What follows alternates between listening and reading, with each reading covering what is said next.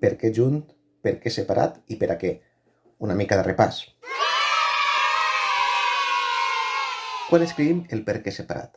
En dues ocasions. La primera, quan és una pregunta, ja sigui directa o indirecta. Com puc saber si és una pregunta? Si puc substituir-ho per quina raó. Si en lloc de dir per què, puc dir per quina raó, és una pregunta i per tant va separat. Separat i amb accent.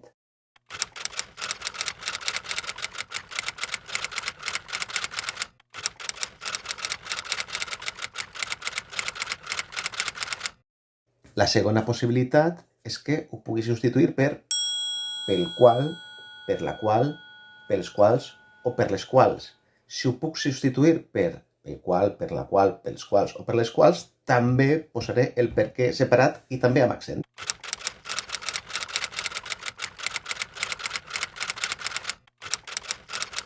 Després tenim el per què, que s'escriu tot junt i amb accent, sempre. Quan fem servir aquest per què?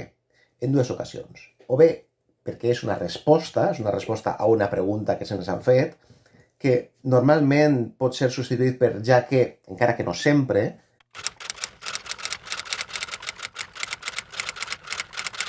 O en els casos en els quals es pot substituir per amb la finalitat que.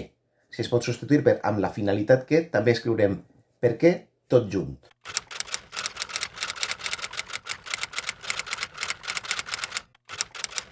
Per últim tenim el per a què, i cal anar-hi amb molt de compte, perquè el per a què del català no és equivalent exactament al para què del castellà. El per a què del català només puc fer-lo servir si estic emprant-lo en una pregunta. Com puc saber si l'estic fent servir bé? Si el puc substituir per amb quina finalitat. Si el puc substituir per amb quina finalitat i queda bé l'oració, estic emprant bé el per a què. Si no, no.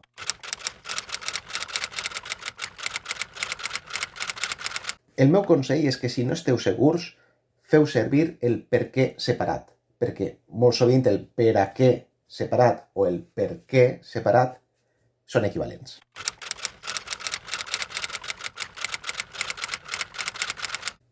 Sé que sóc un pesat, però cuideu dels vostres. Cuidem-nos entre tots. Ho necessitem.